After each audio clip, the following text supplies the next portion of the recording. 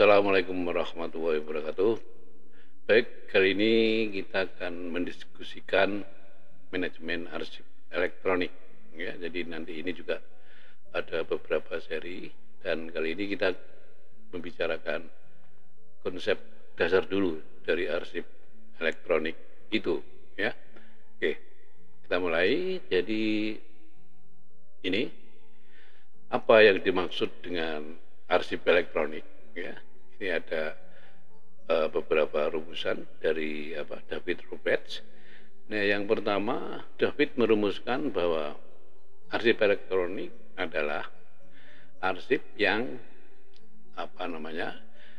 yang terbacakan mesin. Ya, arsip elektronik dapat berupa kombinasi teks, data, grafik, image, video atau audio informasi yang dicipta, dirawat, kemudian dimodifikasi dan ditransmisikan dalam bentuk digital oleh sistem komputer atau sistem yang sama dengan komputer. Nah, kemudian rumusan kedua yaitu ini bedanya kalau yang pertama menyebut electronic record, tapi yang kedua ini Robert menyebut digital record, sama, pada prinsipnya sama. Nah, digital record dia terdiri dari dokumen atau informasi semacam itu seperti artefak dan lainnya yang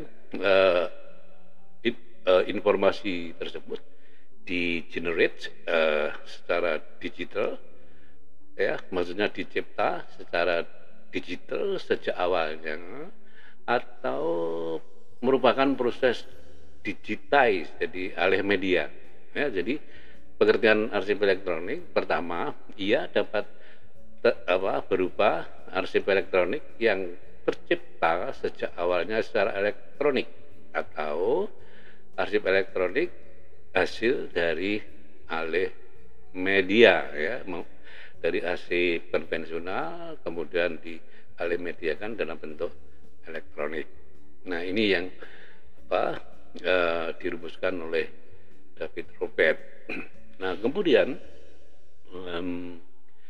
bedanya arsip elektronik dengan dokumen elektronik. Nah, seringkali ini disamakan, tetapi secara konseptual ini berbeda, ya.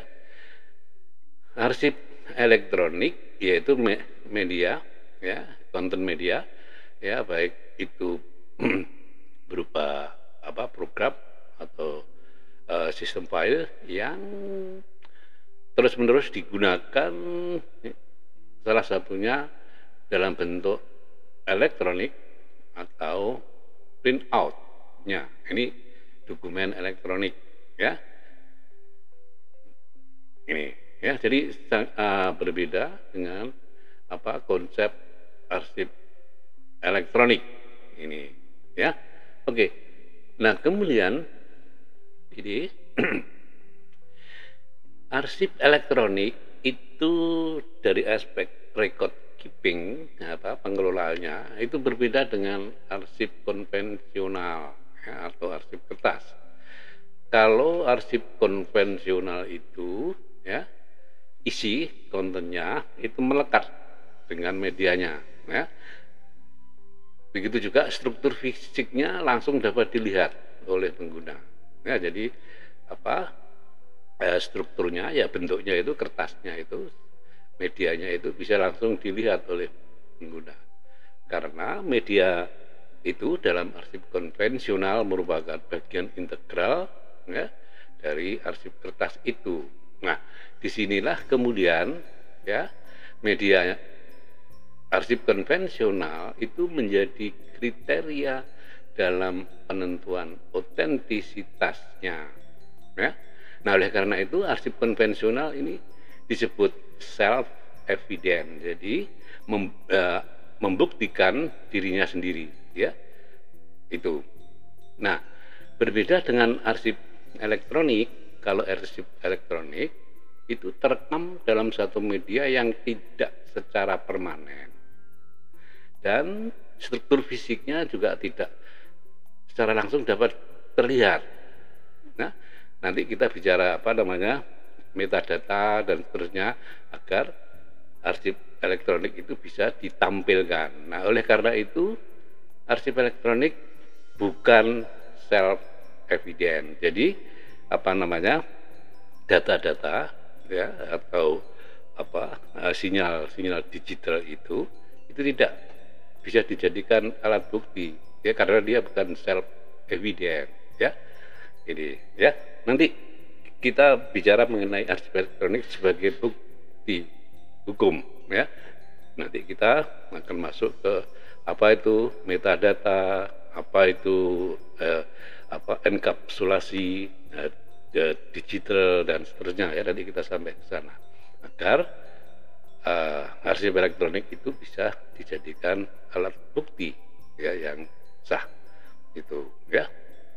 Nah, tadi sudah disebut bahwa arsip elektronik itu ada dua. Yang pertama, dia tercipta sejak awalnya secara elektronik, dan yang kedua hasil dari alih media ya ini. Oke, nah sekarang kita coba lihat ini apa bedanya istilah electronic record keeping system dengan electronic records management system ya.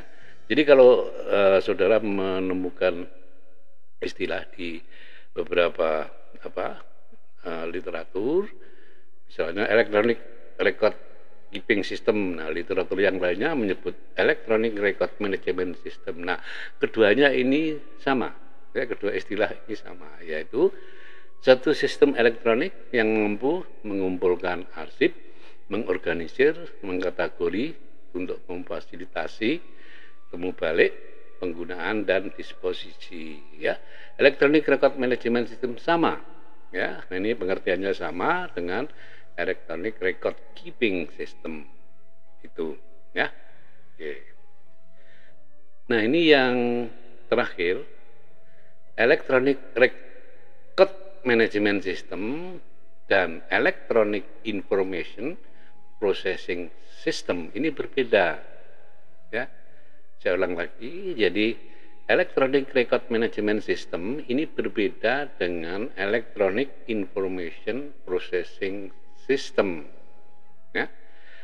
Misalnya email ya, email dalam konteks electronic information processing system ya, software itu ya, EIPS, Electronic Information Processing System, ini hanya mampu menangani pengaturan, penciptaan, penerimaan, identifikasi, penyimpanan, dan akses, serta mengintegrasikan email itu.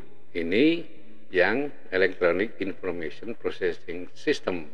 Nah, kalau ada fasilitas lain, misalnya ada fitur atau fungsi disposisi dan juga fitur mengenai fungsi retention schedule ya, jadwal retensinya di dalam program itu atau software itu, maka ia disebut electronic record management system ya. Jadi itu bedanya electronic record management system dengan electronic information processing system ya. Itu saya kira ini pemahaman dasar konsep dulu, nanti baru masuk ke aplikasi teori dan aplikasinya seperti apa ya. Termasuk nanti kita bicara aspek hukumnya ya di negara lain dan juga di Indonesia ya. Oke, baik, saya kira itu. Terima kasih ya. Assalamualaikum warahmatullahi wabarakatuh.